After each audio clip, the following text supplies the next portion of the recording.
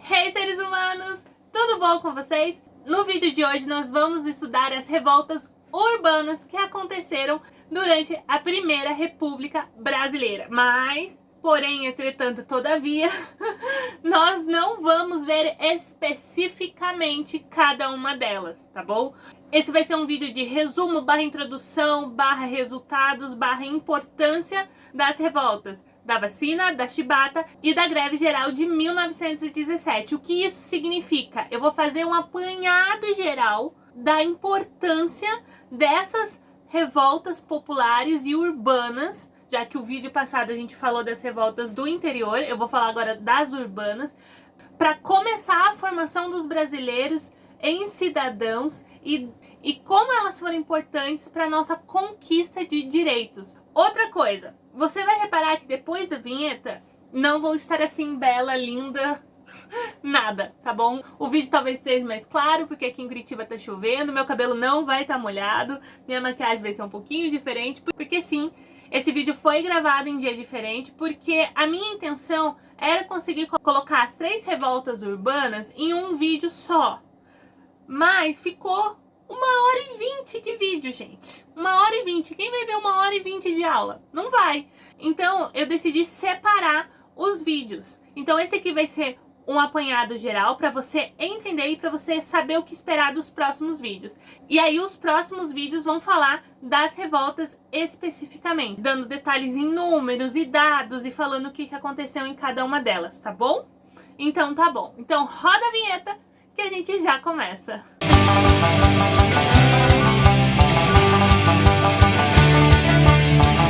Hey, seres humanos! Tudo bom com vocês? Eu sou Morgana, esse aqui é o História de Noah, um cantinho cheio de carinho pra você que é estudante e quer recapitular a história, pra você que precisa aprender porque não estava prestando muita atenção na escola, pra você que veio da escola pública e o seu professor mais faltava do que ia, ou pra você que mais faltava do que ia pra escola enquanto o professor estava lá trabalhando. São tantas opções. O mais importante é que esse lugar é pra todos. Então, sem enrola, porque vocês sabem que eu já falo bastante, mas antes, super importante, se você está usando esse vídeo para estudar esses assuntos pela primeira vez, pega um papel, uma caneta e faz anotações. Caso você só esteja ouvindo o que eu estou falando para lembrar para as provas, tá? Caso você já estudou esse assunto, você só está querendo lembrar para algum tipo de prova, ou para prova na escola, ou para Enem, um vestibular, vai aqui no cantinho do YouTube, vai ter um botãozinho para você alterar a velocidade da reprodução desse vídeo. Vai lá e coloca ou no 1.25 ou no 1.5. Por quê? Porque ele vai fazer com que eu fale mais rápido. Minha voz vai ficar até um pouquinho mais fina, mais chata do que ela já é. Mas aí, como o vídeo é longo, tipo uns 40 minutos, você consegue assistir ele aí em 25 minutos mais ou menos, tá bom? Você acaba vendo bem mais rápido. Eu mesmo só estudo assim, na verdade. A maior parte dos vídeos longos do YouTube, vlog, lives, eu só vejo no 1.5, porque geralmente você só tá querendo ouvir, né? Pegou essa dica?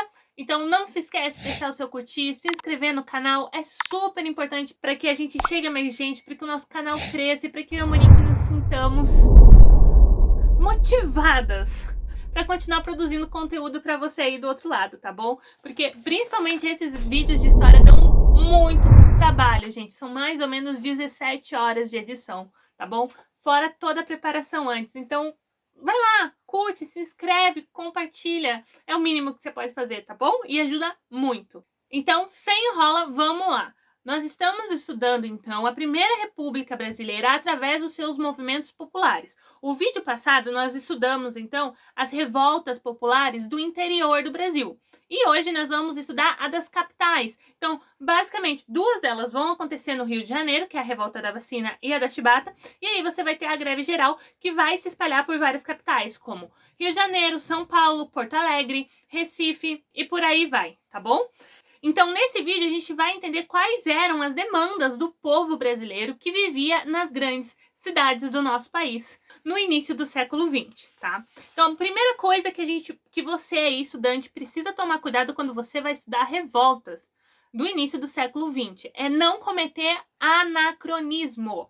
É uma palavra que a gente usa bastante em história e era uma palavra que vinha, tipo, riscada nas minhas provas o tempo todo no primeiro semestre de faculdade. Para você ter ideia de como é muito normal a gente cometer isso, tá bom? O que é anacronismo, então? Anacronismo é você olhar para o passado com os olhos do presente. É você colocar intenções ou ações ou julgamentos que a gente faz hoje, no caso 2021, lá nas revoltas que aconteceram em 1904, 1910, 1917, tá? Qual que pode ser o anacronismo que você, aí do outro lado, pode cometer ao estudar essas 3 revoltas? É a questão das manifestações. Nós vamos estudar 3 manifestações aqui. Então, o povo vai para a rua exigir coisas do governo, certo? Quando nós falamos de manifestação hoje em dia, se a gente estiver assistindo um jornal e parecer lá, por exemplo, professores fizeram uma manifestação na frente da Câmara ou do Palácio do Governo e eles começaram a jogar bomba de gás contra os policiais, ou eles começaram a depredar patrimônio público, o que nós aqui de 2021 vamos achar? Opa, manifestar, ok. Agora, violência nós não aceitamos, certo? Esse é geralmente o posicionamento que nós temos hoje em dia. Manifestação, ok, contanto que seja pacifista. Esse não é um pensamento que você pode trazer quando você estuda essas revoltas de 1904, 1910, 1917, tá bom? Por quê? Hoje nós temos meios para protestar que sejam pacifistas, ok? Nós temos leis que nos protegem, nós temos o direito de nos manifestar. Naquela época eles não podiam fazer manifestações, era contra a lei qualquer tipo de manifestação. Sem falar que a maior parte dos participantes dessas revoltas aqui serão pessoas pretas, pobres, miseráveis, desempregadas muitas vezes, ou seja, que não são vistas pelo governo. E lembra que o que a gente mais está falando nesses estudos aqui da Primeira República ela não é democrática e ela não é para todos. Então a gente chega num momento nessas revoltas que a República já está 15, 20, quase 30 anos no governo e ela não representa o povo brasileiro. O povo brasileiro, e quando eu falo povo aqui, eu tô falando a grande massa mesmo do povo brasileiro, não tinha voz, não tinha representantes, não tinham leis a favor das necessidades deles. Então, primeira coisa, você precisa entender que o governo naquela época, ele não agia como representante do povo. Ele, na verdade, era só o controlador desse povo e o repressor desse povo. Então, o governo basicamente aparecia através de militares e policiais com cacetete na mão, arma, atirando contra a população e matando essa população. Então, toda vez que essa população vai para a rua se manifestar, é porque eles estão morrendo por alguma coisa que o governo está fazendo ou deixando de fazer por eles. Perceba, eles já estão morrendo. A vida deles não tem valor nenhum para esse governo. E é só você lembrar do último vídeo onde a gente estudou Canudos, Contestado e Juazeiro. O governo simplesmente mandava matar todo mundo. Então, assim, o governo não valorizava a vida deles. Então, quando essa população vai para a rua, ela sabe que o governo vai mandar a polícia, os militares, atacar eles. Então, essa manifestação sempre vai ser questão de vida ou de morte. E se a polícia ataca eles, eles respondem. E claro que você vai ter algumas manifestações, tipo a revolta da vacina, que primeiro a polícia ataca e aí a população responde. Mas você vai ter no caso, por exemplo, da revolta da Chibata, que a manifestação dele já começa com um ataque, com violência, com assassinato, tá bom? Então, assim, essa aula aqui é pra gente entender o que leva essas pessoas a recorrerem a manifestações violentas para serem vistas por um governo. Primeira coisa, esse governo é extremamente ditatorial, extremamente violento e é uma linguagem que ele já fala. Então, a população vai reproduzir essa linguagem.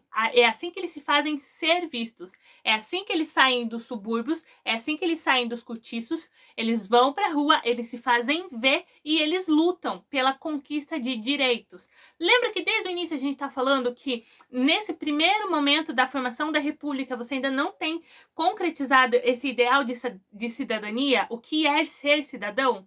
Você tem várias vertentes e esse pensamento, essa identidade ainda não chegou para essa população. A revolta da vacina, por exemplo, ela não vai ser uma revolta em busca de direitos, ela vai ser uma revolta em busca de estabelecer limite. Ela vai falar muito mais do que o governo não pode fazer com essa população, qual é o limite que essa população vai aceitar que esse governo chegue, do que, olha, governo, você me serve, eu te elegi, você está aí por minha causa, você tem que fazer a minha vontade, que é o pensamento que a gente tem hoje.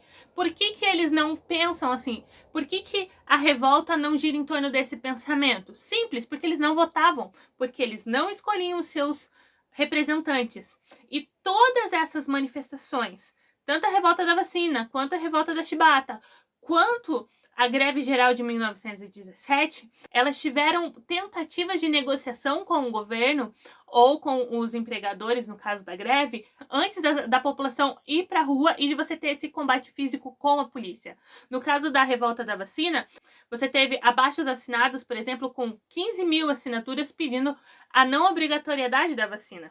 No caso da revolta da chibata, você teve vários requerimentos dos praças da Marinha enviados para a organização para que eles revissem os códigos de castigos físicos.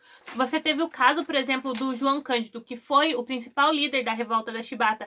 Ele chegou a conseguir uma audiência com o presidente do país na época, o Nilo Peçanha, explanando todas as opressões que os praças, principalmente os praças negros e mestiços, sofriam dentro da Marinha, e nada foi feito. Então esse povo, ele tentou de formas pacíficas conseguir justiça, ser ouvido por essa república, tá bom? E não foi. A partir do momento que eles não foram, eles falaram a linguagem que essa república falava, que era a linguagem de violência. E isso não significa que eles tiveram vitória, que eles não vão sofrer repressão como as revoltas do vídeo passado sofreram. Eles vão sofrer. Muitos vão ser presos, muitos vão ser assassinados. Você vai ter uma questão muito grande em torno de vingança, principalmente na questão da revolta da chibata. Eles vão sofrer muitas consequências. E em primeira visão, você vai olhar e vai falar assim: nossa, mas eles se revoltaram, eles pediram, eles não foram atendidos, eles foram mortos, então não resolveu de nada eles fazerem esses protestos.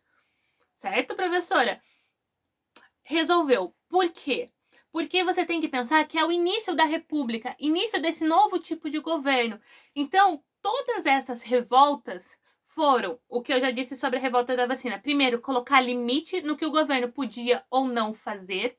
Por exemplo, no caso da revolta da chibata, tem uma entrevista que foi dada de forma anônima por um dos revoltosos para o jornal Estado de São Paulo no dia 24/11 de 1910, onde o jornalista pergunta para ele o porquê da revolta, por que eles estão agindo de forma tão violenta, por que eles estão arriscando tanta coisa, já que eles estão cometendo crimes sérios, né, com penas extremamente longas, por que eles estão se arriscando dessa forma? E aí esse praça vai dizer: o senhor sabe que nós não somos cachorros, somos gente como eles.